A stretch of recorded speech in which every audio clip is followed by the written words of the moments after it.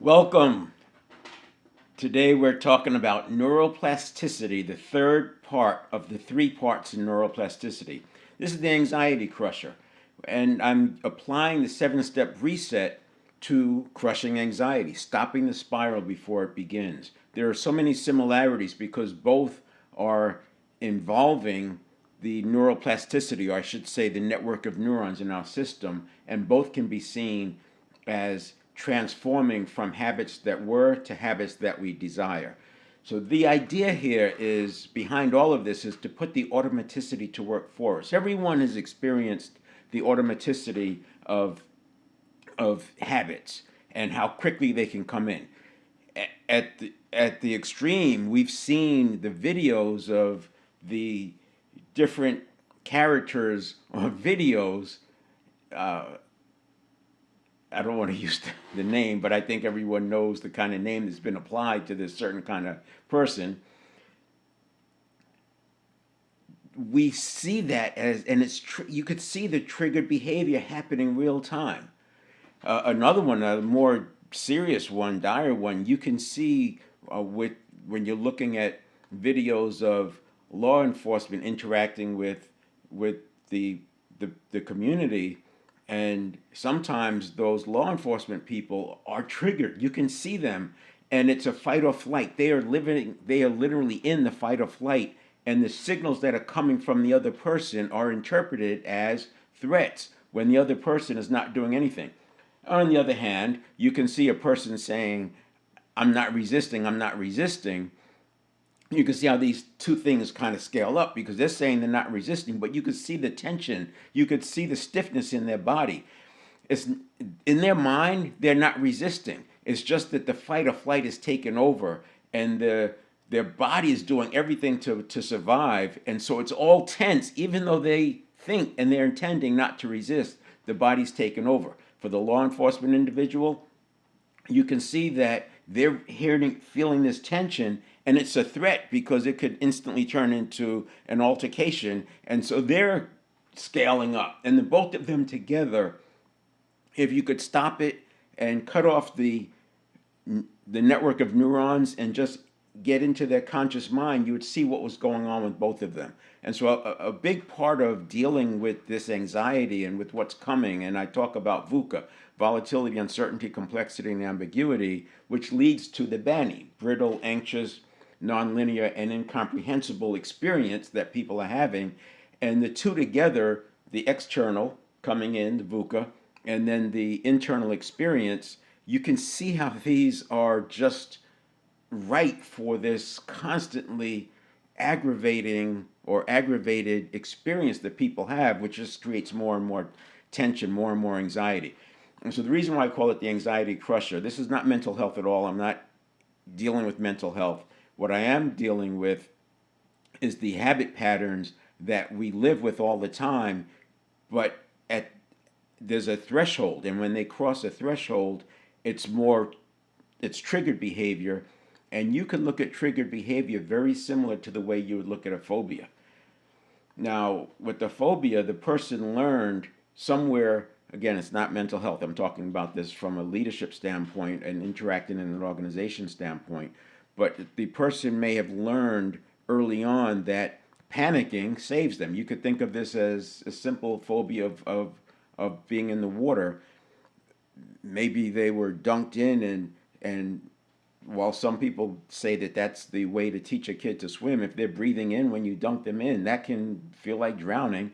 Now this kid grows up with a phobia of water, and what they remember is they panicked. And when they panicked, they were rescued. The nervous system doesn't know any better. It's just associations. It's not a mind. It's just associations. This happens, I get this. Do this, get that. And so panicking becomes the solution. So this phobia of water, the thing you see displaying, the panic, the tension, the intensity, the inability to hear from other people who are around them, who are trying to help them, but they now see as contributors to this threat. That panic is a learned behavior. Consciously, they know that panicking is not what rescues them, but the conscious is on a back seat because the network of neurons processes so fast. This is energy pulsing through the neurons, 100 billion neurons, each connected to 1,000 to 10,000 other neurons. So we have this massive, massive interconnectedness, trillions of connections that processes at 11 million bits per second. Meanwhile, the conscious mind processes at 50 bits per second. So you have the conscious mind is not even close to being able to engage because the network of neurons is scaling up and more neurons are coming online and more and more and more. I may not be saying that scientifically accurately, but you get the point. And because neurons that fire together wire together. That's why I talk about them coming online. So the more and more neurons that come online, you can see how what could have been a mild misunderstanding, switching back to business and organizations, turns into this massive conflict that people can't be brought back off the edge. They're just at each other's throats. You can see how relationships break down over this process of habits interacting with someone else's habits and both perceived as threats, and it just scales up so quickly. Again, just look at one of the videos that show how a person is completely irrational and they're coming up with irrational solutions. They end up calling the police. It's just learned behavior. They don't really understand it. Then they end up losing their job. They get canceled and on and on and on. And they're so apologetic. But then other people kick other people's habits, and that clicks in and said, "Oh, they're not genuine in their apology." Well, yeah, it's the difference between the conscious mind and the subconscious. But what happens, and subconscious, I call the network of neurons. Remember, the conscious mind is 5%, 95% of what we do is done by habit. So the habits actually show the personality, which is why the public, the onlooking public, doesn't agree that or believe that the apology is genuine because they see the personality. They go look at their profiles and they see that this person has acted that way before. It doesn't mean that consciously they mean something different. It's just that their habit patterns are so strong and they don't have a handle on them, and because the neurons that wire together fire together, if a person experiences this anxiety more than a little bit, it's happening more and more and more and more and more, eventually that becomes their new personality. So all that to say, I use the 7-step reset. It's a transformation program and a transformation model, and I designed it to move from comfort zone to above the line, to hit that inflection point and keep tracking on a northern trajectory. But because you're crossing a barrier in transformation, you're crossing a barrier that has seemed impossible before, that has stories around it, beliefs, habits. It's very similar to coming from below the comfort zone and getting back into it. And I would say if we're feeling too much anxiety, then that's below the comfort zone and we want to get back in. You still have to move up. While the barrier is not the same kind of a barrier, you still have to move from where you were to where you want to be. And that involves commanding the network of neurons. There's so much written about this, but everything I've found, all the literature I have found, it doesn't look at it from the network of neurons. It looks at it from the subconscious mind, and it treats the brain or the mind as the brain at work, which is incorrect. The mind is the mind, and the brain is running the network of neurons. And we have to keep in mind, we have to remember that the mind is dominant over this network of neurons. But it ends up being hijacked because the network of neurons processes at 11 million bits per second, whereas the conscious mind only processes at 50 bits per second. So that's the conundrum that we're dealing with. But it doesn't have to be something that you struggle with when you look at it as the network of neurons is exactly that. It's the network of neurons. It's not a mind. You are the mind. So if I'm talking to somebody in a coaching situation and I'm asking them to give me their narrative of what they think is going to happen and how they see themselves fitting in and what they want, this kind of conversation takes them into a conscious mind conversation. I get beyond the network of neurons. I'm asking them, why is that important? And tell me about this, and why is that important? They're totally in the conscious mind. So I calibrate that. I calibrate, what do they really want? They, them, the conscious mind, the present moment person, the mindful person. What do they want? What do they really want in life? What's their vision? And I calibrate that and lock that in. The majority of the time we're interacting, it's coming from the network of neurons, right? I mean, that makes sense. 95% of everything we do is done by habit. So what I do is I'm listening for where there's conflict between the network of neurons response versus what they want. This is the leaving first base to get to second base in the baseball metaphor. And this is why it's so hard for some people to replace habits. I don't think breaking a habit is a useful strategy. I advocate replacing the habit because of the way synaptogenesis works in neuroplasticity. The new habit uh, literally allows the old habit to fade into the background because, as I've talked about in the last 2 days, the synapses is removed or pruned from those dormant neural pathways. So this is why we talk about letting go. This is why transformation is difficult. This is why you go through this cognitive dissonance period in transformation. What I'm talking about here, we talked about this the last couple of days, and I'll just bring that back up as a quick reminder.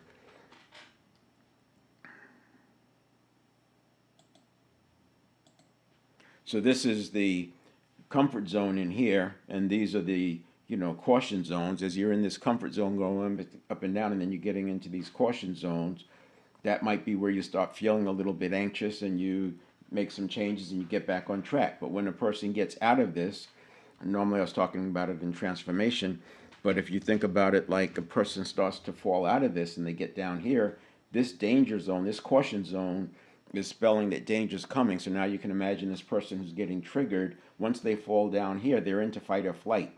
And that fight or flight doesn't recognize that this is not a major threat. It's just a little situation, but they're treating it as a Serengeti tiger because that's the way the system is designed. And that Serengeti tiger threat is down here and has them down here. It takes work to get back up here. And it's not a rational conversation. They've got to be able to command their network of neurons. So part of it is prevention so that that doesn't happen. But the other part of it, and that's where step 2 comes in my 7-step process, which we'll get to. Step 2 comes in at being able to get back here quickly. So we're training ourselves to be on this upward trajectory, and that looks like this. We're training ourselves to be on this upward trajectory, but at the same time, we have to train ourselves to be able to get back to this very quickly because it's very easy to fall down. You can fall down from here back into a horizontal comfort zone, and you can fall out of your comfort zone into fight or flight. And you'll hear this talked about as the sympathetic nervous system is kicked in, and then the parasympathetic nervous system comes in to bring us back. But what I want to do is focus on how the car is driven, because when we get into the different parts of the nervous system and the different parts of the brain, it gets confusing, and now you have multiple things you have to keep in mind and try to figure it out, and it's something that's kind of very abstract. But the reality is that we have 100 billion neurons, and those 100 billion neurons tend to behave the same way. They're interconnected. Now there's different groups of neurons, right? You have mirror neurons, and you have the amygdala neurons, and you have the basal ganglia neurons, and they have different purposes. But at the end of the day, what we're doing is we're getting in the car and driving. We don't need to know the interaction and the changes that happen when you change the intake manifold and you don't change the exhaust manifold. We don't need to understand all that. That's in our system. We just need to know how to get in the car and drive. So back to what this is about. In the transformation work, when I look at major transformations, what we have is 7 performance series: mental, physical, spiritual, and emotional, and on the left side. And I say that the left side is in our control. Clearly, the mental, physical, spiritual is in our control, and that spiritual is not the true spiritual realm. It's our higher self. And I look at it as the higher self is above the conscious mind, and the conscious mind is above the network of neurons. And hold on. and the network of neurons is not a mind. So the you is what's important. And this is going through some transition because for centuries we've called it a subconscious mind. We've only had the brain scanning tools available to see what's really going on with the network of neurons and myelin and synapsis, synaptogenesis, the neurotransmitter, mirror neurons, etc. Mirror neurons were just discovered and developed in the research in the 1980s. So when you're thinking about a 10,000-year-old human, right, from the hunter-gatherer time, 9,500 of those years, 9,500 of those years was all hunter-gatherer. You know, we didn't start seeing automobiles until a century and a half ago or 2 centuries ago. You could go back and find quote unquote cars 3 centuries ago, but it wasn't a mode of transportation until much more recently. The same thing with some of the tools and weapons that can fire long distances. All of this is new relative to the brain. And in fact, you can see that the brain in many studies is shown to be 200 to 300,000 years old.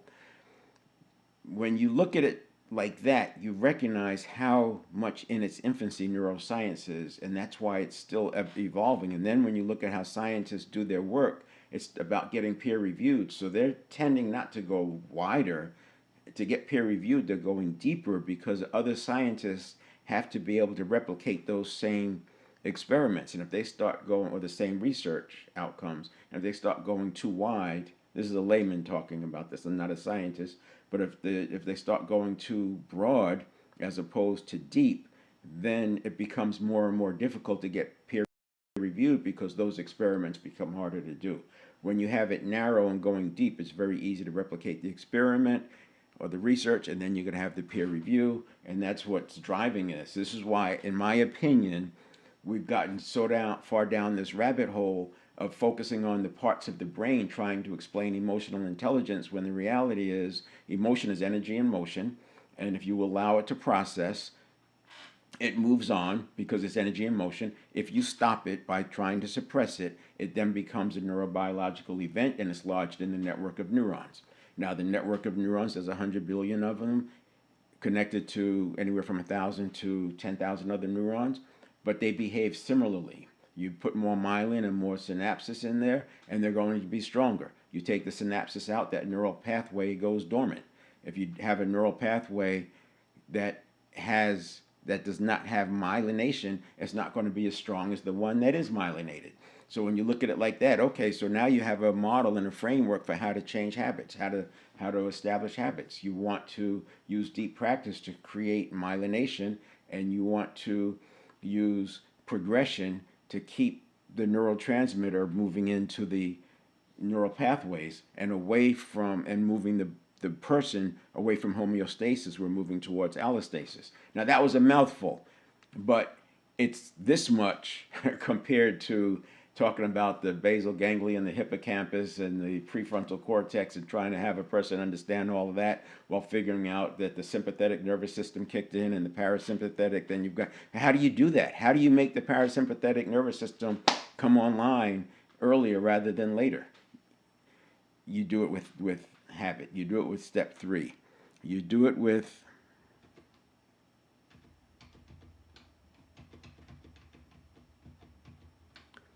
step 3 in my 7-step process. So steps 1 and 2, what I'm talking about now is 1, neuroplasticity, recover beliefs. I'm doing 3 parts of neuroplasticity because it is so important and far-reaching. Then we'll do priming and mindset, and physiology is another one I'll probably do multiple segments on because it is far-reaching.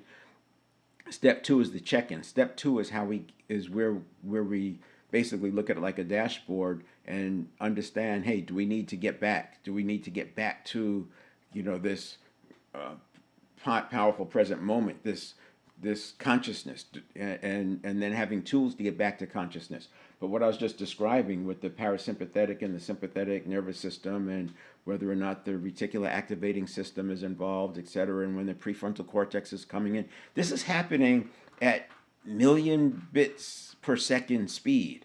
How does the conscious mind, how do you as a person influence that or change that? You don't, but you can condition it in. You can change the conditioning.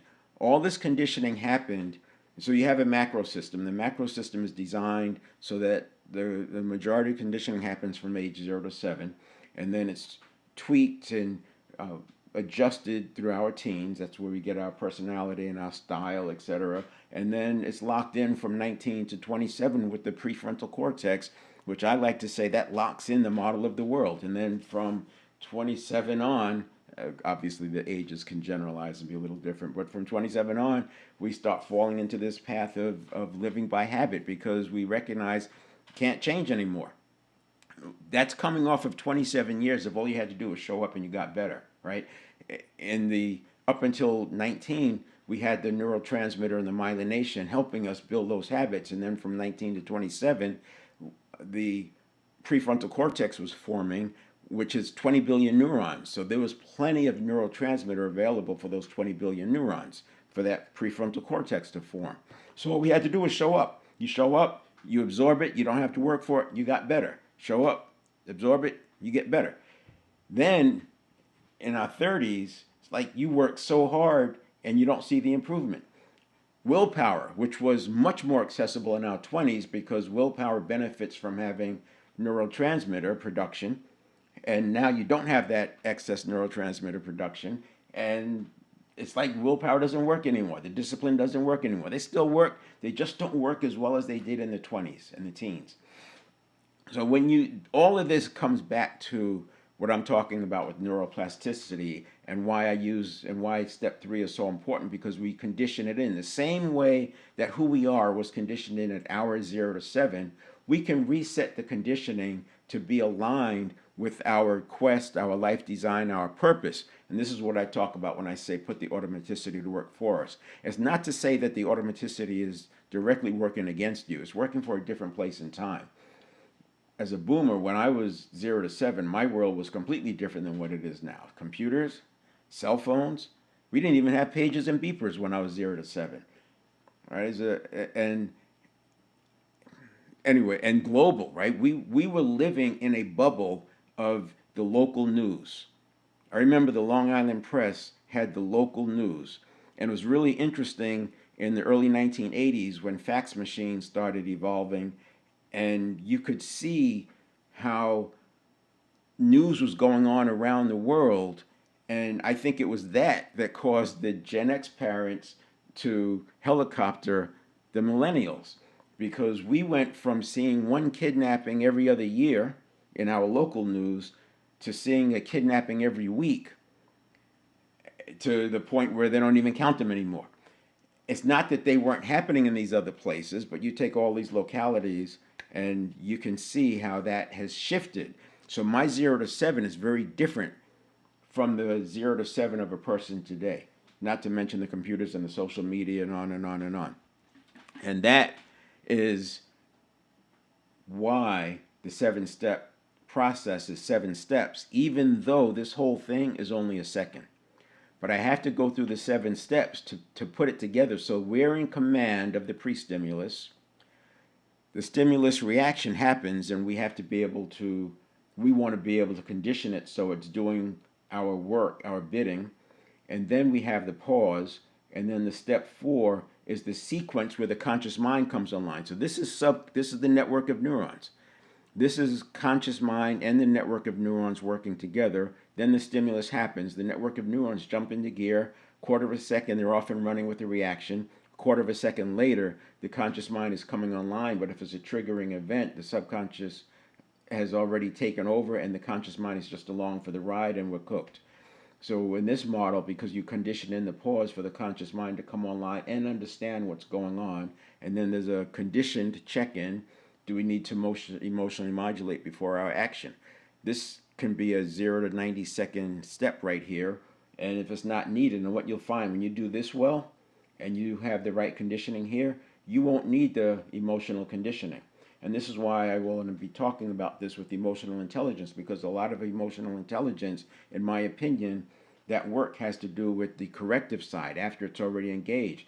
They do deal with the pre-side, but by looking at it this way and stopping it at this step right here, instead of trying to control this step, we recondition this step, and then you don't have the dysregulation over here, and our actions are more aligned with what we wanted rather than what we don't want, and then we have to get back to mindfulness so we're ready for that next sequence, because this is happening 33,000 times a day. Your response, we have to get back to that present moment. Then we go through pre-stimulus, conditioned reaction, response, get back to that present moment consciousness, that mindfulness, and this is where the dysregulation comes in, because if I have a bad thing happen to me at the early part of the day and you don't have this process in place, you can see how you're very easily then looped into having a worse and worse and worse day, and the 7-step process stops that. And that's why I decided to start talking about this related to anxiety and stopping the spiral before it starts, because you're stopping it early on. Later, as we get through this, I will start moving into how this applies to leading others, because there's a big part of this in that when you're leading others,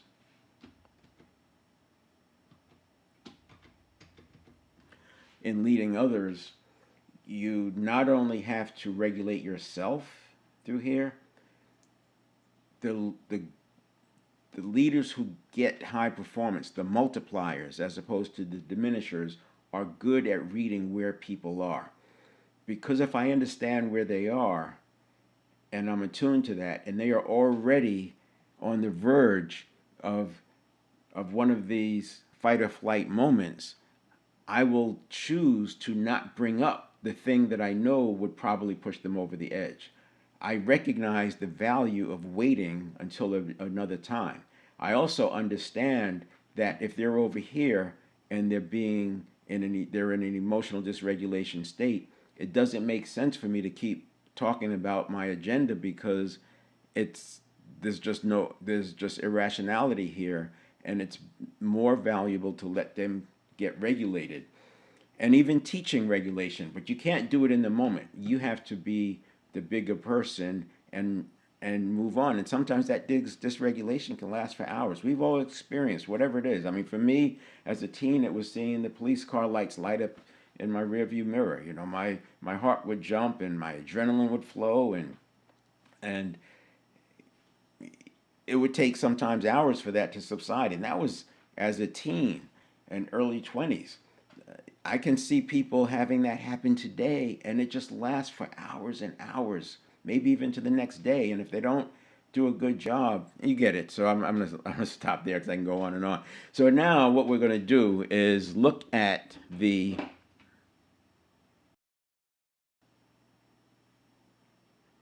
we're going to look at the following parts on this.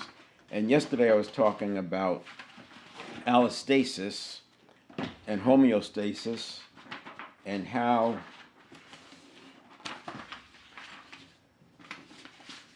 we can have a role in moving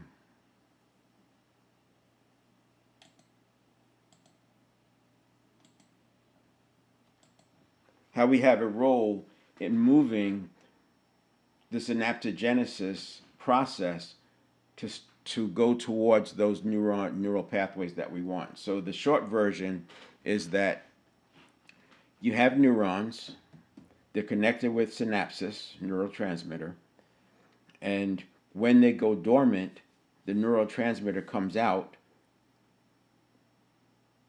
and it's no longer a neural pathway, but the neurons are still there. And then when you engage in activity that communicates to the central nervous system that this is important and we need to engage, the neurotransmitter is pruned from dormant neural pathways and put into the activating neural pathway. And I talked about this using like seasonal sports, where people at the first day or two they may feel very awkward, but then it comes on. Then they activate the other neural pathways, and the skiing or the snowboarding or the basketball, whatever that seasonal sport is, they're back to normal within a day or two, or at least feeling like they did at the end of the prior season. I use the example of a through hiker, where in the beginning, and these are the people who are hiking like from Mexico to Canada or the other way around or whatever. These are 90-day hikes covering 2 and 3 thousand miles, right? You get the picture. And at the beginning of these through hikes, they may be running like, walking like, 15, 10 and 15 mile days. But by the end of the through hike, 30-mile days are like a common thing. And a 30-mile day, that's like doing more than a marathon. That is the equivalent of doing more than a marathon day in and day out for sometimes weeks at a time, running above 30 miles per day for multiple weeks at a time. And if you've ever run a marathon, you know the amount of recovery that's needed after that, but yet they're getting up the next day and doing it again. So this is an example of how allostasis comes into play. What I didn't want to lose with that example is that you don't have to do a through hike to have this happen. You could simply hike different routes and increasing the amounts of the difficulty. You can go from hiking paths to hiking something with some elevation to hiking something with uneven surface where you're having to use balance to hiking something with some steep terrain to hiking something where you have to scramble and you're using your hands. And if you don't have that available to you, what you can do is alternate between speed and distance. So you can do maybe a longer distance hike, and then you can do a shorter hike with some speed to it and alternating. Because what we're doing is we're telling the brain and the nervous system that this is important, we need more neurotransmitter. The thing we're fighting against is homeostasis, which is the brain wanting to stabilize and use and produce less neurotransmitter. By producing less neurotransmitter, it conserves energy, which is what we do. Allostasis, by throwing something new at it every day, we're constantly putting neurotransmitter in, and neurotransmitter has many, many benefits. Well, I would say that the same activities that drive neurotransmitter have many other benefits as well, so they go hand in hand. But again, we're looking at driving the car, so we don't have to understand all of the inner workings. But the short version is that if you look at sprinting, sprinting is one of the best examples of producing neurotransmitter. When I'm talking about sprinting, short runs, all out, going for time, pushing yourself, and this kind of activity requires a whole week of recovery because it's so intense, but it's full body. And if you've done any sprinting, you know how easy it is to get hurt. Your whole body's involved, and you got to build up all these different sets and et cetera, et cetera. And it hits all 7 factors that I talked about. Novelty, and you could add more novelty by working on the first third of the sprint, the middle third, or the last third. You can add novelty by sprinting uphill. You could add novelty by reducing the recovery time or increasing the recovery time, etc. Intention, so I have an intention obviously to run fast, and you have precision. You may not feel like it, but that is a precision activity, because if you don't have the precision, you're going to get hurt most likely. You have the balance slash complexity because the parts are working together, and to really sprint fast, you're even using your legs in a way that's not intuitive. That's why you look at some of these really fast sprinters, it looks like their feet are moving in a pure circle. And then you have the explosiveness, the intensity bursts, and then you have progression. So we're trying to get faster, or maybe going uphill. That's another way of doing the progression, and struggle at the edge of ability. So sprinting to me is always struggling at the edge of ability if you're going by the clock. And sprinting hits all those factors. And when you hit those factors, you're increasing neurotransmitter production, which means more dopamine, more serotonin, and more acetylcholine, which is the muscle junction, the neural pathway to muscle, and glutamate, which is the central nervous system signal to the neural pathway. This is all neurotransmitter. So as you're producing that, you're making that system better, stronger, faster. Well, it also improves your mitochondria, the organs within the cells, so to speak. You're improving brain-derived neurotropic factors, so you're making the neurons stronger. So think, you're in the 20s, your neurons were strong. You had a lot of synapse. You had a lot of myelination. The threshold was low for those things to happen. Well, brain-derived neurotropic factor, you're improving the neurons. AMPK, which is the metabolism. You're improving anti-inflammation. So this is basically is anti-aging. Sprinting would be a very good anti-aging thing. The fact that it requires a week for recovery makes it a little bit inaccessible. But the good news is something like hiking, even if you don't hike through hike, but you're hiking every other day or 3 days a week, you can still apply those same 7 factors in your hiking. You can even take a flat hike and do it by going off trail if it's possible where you are. You know, if you don't have to stay on trail, you go off trail and go over some logs and stepping around things like that, or finding some a little bit more difficult terrain to hike on along that quote unquote easy path. But adding hills and time and all these things make a difference for those 7 factors.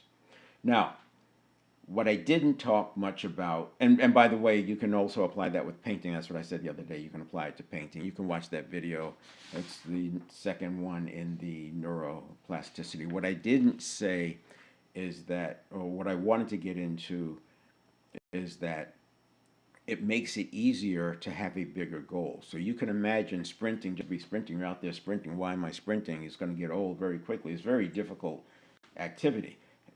Demanding, emotionally demanding, because it takes your energy.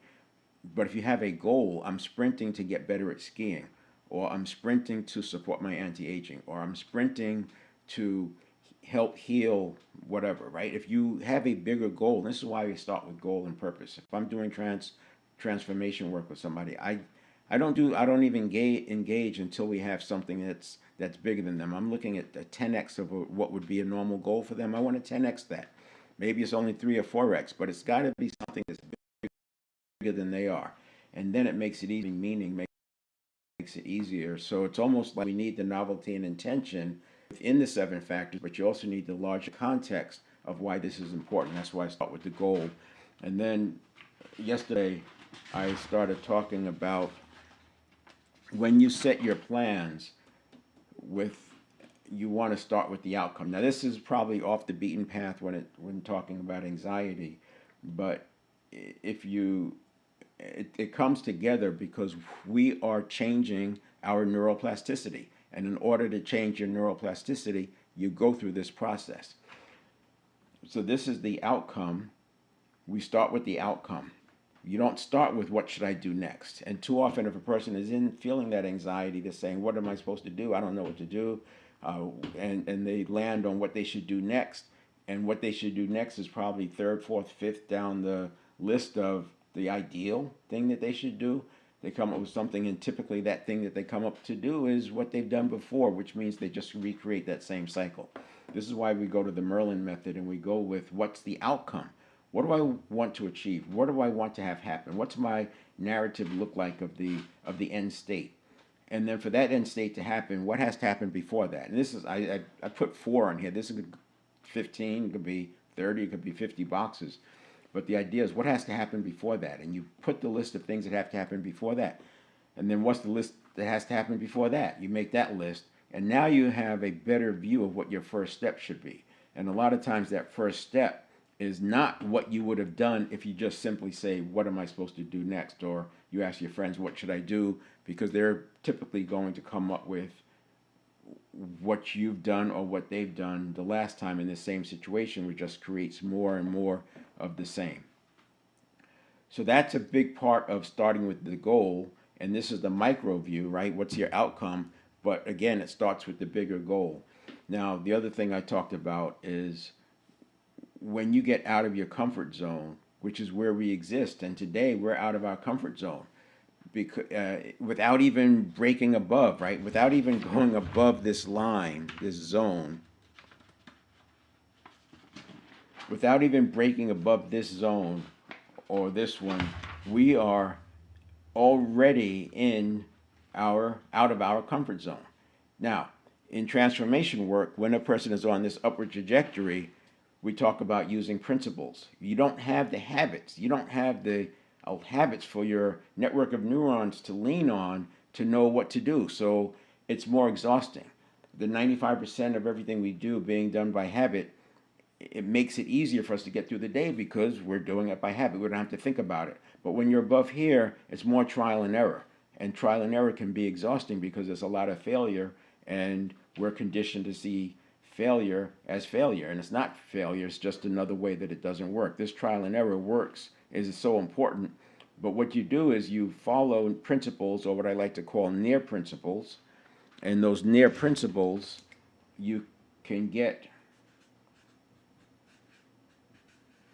from where there's deep research. I like books like Seven Habits of Highly Effective People, Multipliers, Good to Great by Jim Collins, Great by Choice by Jim Collins. I think Primal Leadership is another good one that uses a lot of deep research that helps you set your near principles.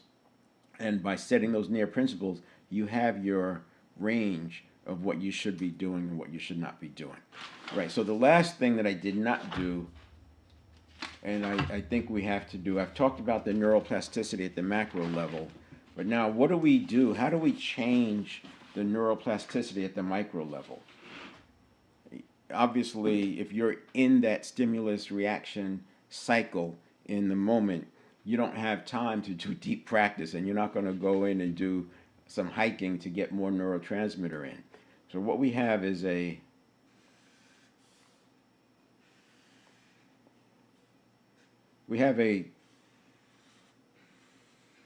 250 millisecond or quarter of a second zone where the stimulus comes in.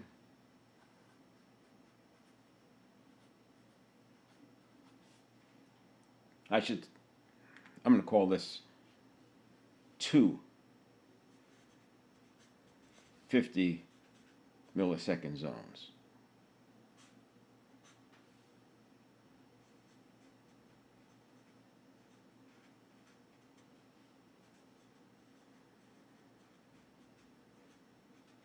So we have the stimulus that comes in.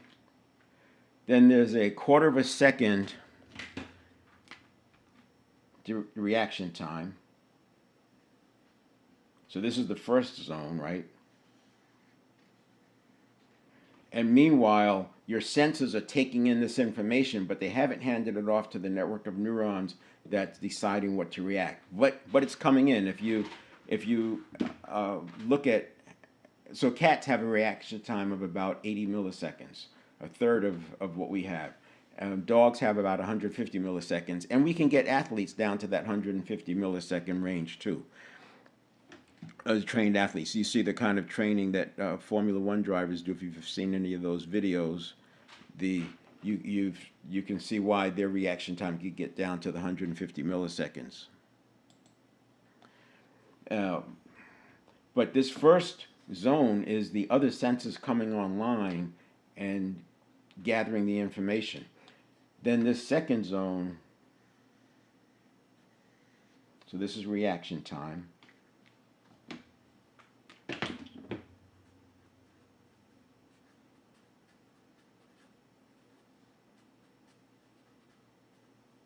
And then this is processing.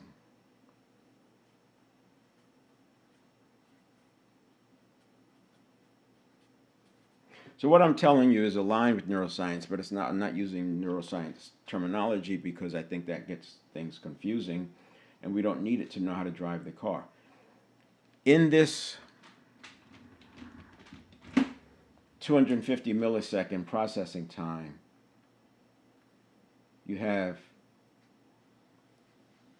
there's 3 phases.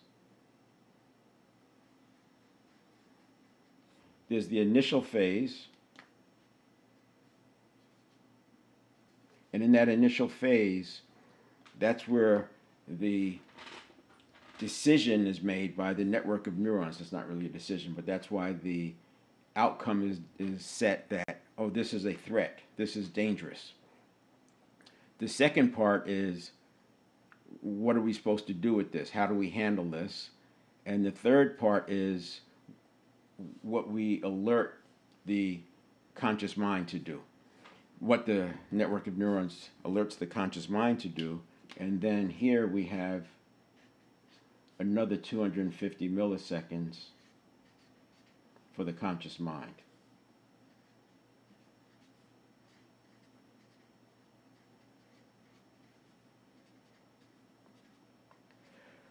So what we do here is rather than focus on what it is that happens, I'm going to focus on what we do. The first thing we're going to do is a positivity exercise.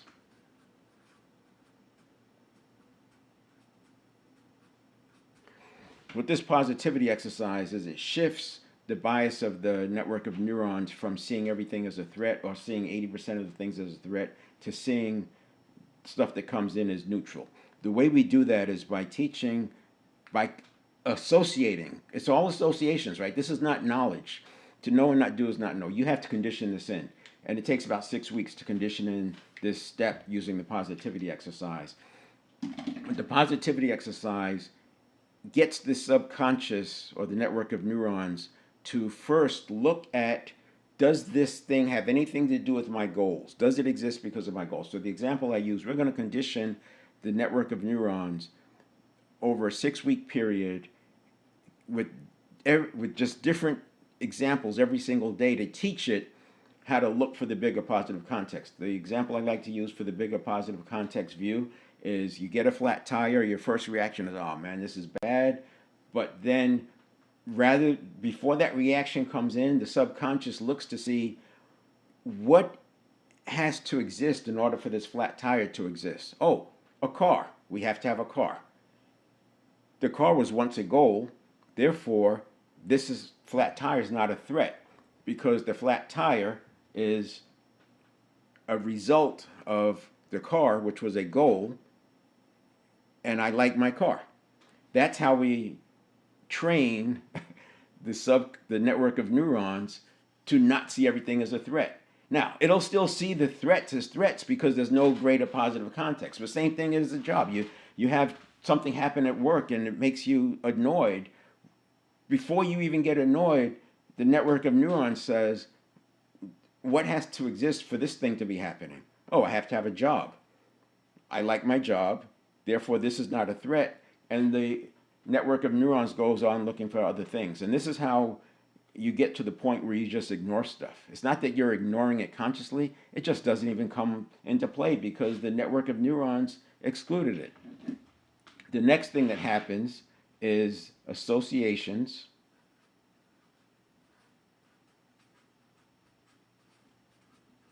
To what has worked before. This is where, again, I'm not talking about this as a neuroscientist. I want to explain it in a way that can make sense for people. The associations is what worked before. This is why I like to talk about being triggered, because when a person is being triggered, they're using what worked before. That was the example I used with swimming. The person who panics in the water. Panic worked before, so they're going to panic again. This association thing is not thinking. It's very much like ChatGPT does when you ask it, when you put in a prompt, or AI when you put in a prompt. It's going to give you what's associated with it. That's why the artificial intelligence doesn't do a good job of relating the unrelated or recognizing when you're getting to the margins of diminishing returns.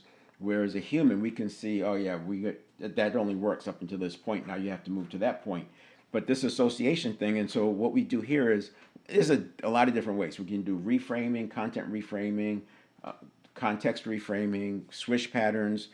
What we're doing is we are using a pattern that helps and I'll use ums as an example. A person says and they want to get rid of the ums. You can tell them all day long to stop saying They can say I don't want to say but 10 years later they're still saying What can they do? They can imagine themselves, this is a swish pattern, and the reason why it's called a swish pattern is because you make a sound whoosh, and the reason for the sound whoosh is because you're adding in another sense. But you're making a picture of what you want. I'll just simplify it, say getting a standing ovation, but it could be being effective with your children. It could be being effective at work. It could be having a better interview experience. You make this picture of what you want, and I would spend some time on that picture. And that picture is what we call dissociated. So in other words, you're looking from your current eyes into this picture over there. It works either way, but having a dissociated picture here works better than having an associated picture. The associated picture would be looking through your eyes where you don't see your nose, but you see what's out there. Now, then what we're going to do, we're going to look at what happens before we say Watch a recording of yourself or just pay attention. if you've sat in a class with a professor who says a lot, you can predict. It becomes like a game, right? You can predict when they're going to say the next time, and you're going to be right 70% of the time. So there is a thing that happens before you say I like to say that it probably was learned early on in life where you looked up at the ceiling and the teacher said the answer's not on the ceiling. What's the answer? And you've learned to say to let the teacher know you're thinking. That's just my way of connecting the dots on it. Who knows how it started, but public speaking is one of the top fears, so it may have something to do with that. And what we're going to do then is bring up that thing that happens. It's maybe we're thinking about something. Maybe we've lost our words. We're trying to find that what is the thing I want to say, and in that half second we say because it feels like an eternity and it's not. You will learn. You can do this by reading and then pausing intentionally, and then reading and pausing intentionally. We're going to learn to pause, but the swish pattern is you imagine yourself pausing to be able to say to find the words. And as soon as you imagine yourself pausing, you blow that picture up and you put a picture of yourself getting the standing ovation or doing a good job in the interview or whatever it is. And you do that 5 times in a row and you make a sound, you know, whoosh, something like that. And that sound brings in the other sense. And then you do it again, you repeat. You do it again the next day. And what you'll find, the first thing that happens is you become aware of when you're saying It doesn't cure the You still have to have the agency to say I'm going to pause instead of saying and that's why we teach you to pause. So you can intentionally pause. I can speak while I'm talking to you and then stop talking like that, like I just did. I just did it again. And these are short pauses. These are half a second to 3/4 of a second pauses, maybe a second, but it's nothing. It's nothing. And you teach yourself to pause. And so now when you do the swish pattern, you're focused on what I want, the outcome, and you've already taught yourself to replace it with the pause. And that's what we do in this stage. And then the third stage is the handoff.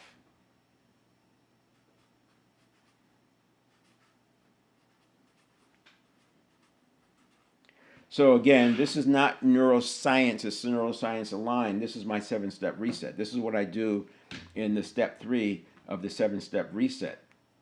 And this handoff, the same way that when you ask a question of your subconscious, it always has an answer, right? The same way if you ask a question of artificial intelligence, it always has an answer, even if the answer is not right. So what we're doing is we are going to train our network of neurons that in the process of handing off to the conscious mind, we're going to first organize this into the first step of problem solving. Clearly identify the problem.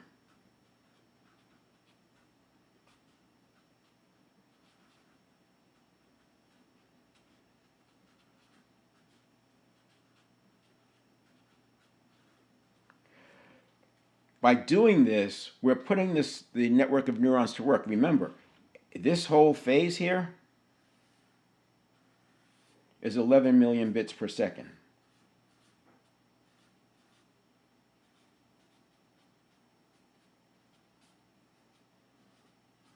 This whole phase is 11 million bits per second. Over here is 50.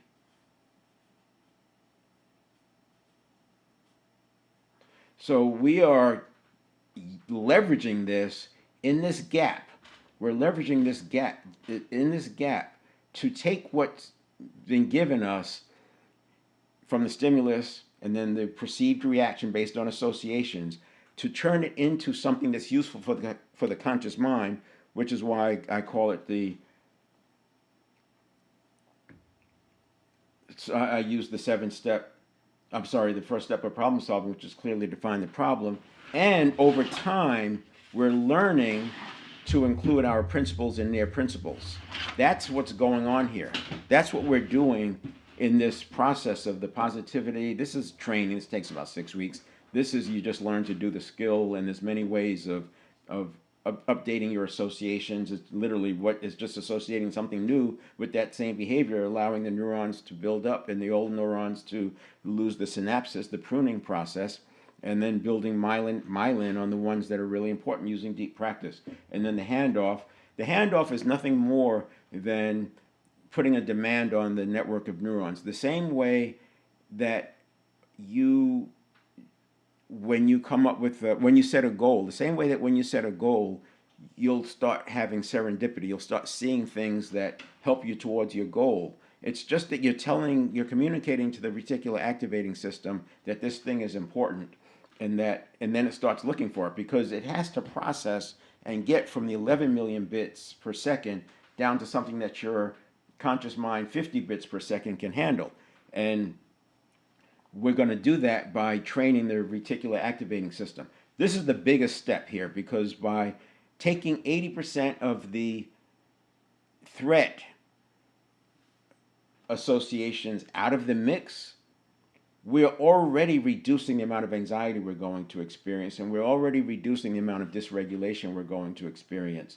And then by changing the associations, we're able to rewrite associations. The things that I was afraid of, like getting a question in classroom as a child that may have scared me, as a leader, I want questions. We don't want to have that negative reaction that makes people not want to ask us questions. So we have to change our associations. Again, you can do it with switch patterns. You can do it with reframing. You can do it with just the drills, deep practice drills in a safe environment. And the one thing I'll say here is all of this requires calm. You're not going to do neuroplasticity in a major way when you are threatened, when you're hyper focused, when you're catastrophizing. You have to get into a state of calm, and this is where I think some of the high achievers, overachievers, have trouble, because in order to have calm during your on-ramp, during the learning curve, during the beginning of a new quest, you're going to make mistakes. And in making those mistakes, you have to be able to stay calm. And the way to manage that is you use little tiny targets. I remember setting really small goals of, I wanted to get to giving out 20 business cards a day, and I would set these really small goals because I didn't learn this, but I was taught by people who made decisions based on this kind of thing. And so I would use like 3 cards a day, something that you could do on a bad day of a bad week, and you build a habit. And once you build a habit, then you add 4 cards, then you add 5 cards, then you add 6 cards. Unfortunately, I didn't have the knowledge to be able to withstand the push from my manager, who was telling me, no cards, you should be giving out 20 cards. And it wasn't even a thing. It was my decision. It was my choice to give out, to get to 20 cards a day, because I read the book Tom Hopkins, how to selling. And anyway, you get the idea. Baby steps. Do the baby steps. Embrace it. Understand that it's leading to something. The same way a through hiker tolerates the 5 and 10 and 15 mile days at the beginning of the hike, knowing that the stress is going to build because they'll be behind time for their permits later on in the hike, but then watching the 30-day hikes and even 35-mile days unfold. So there you go. Tomorrow I'm going to talk about how this neuroplasticity interacts with priming. Priming is a separate node on my diamond of beliefs: neuroplasticity, priming, mindset, and then physiology in the middle. But neuroplasticity and priming have a very, very strong interdependency. And we'll see you next time.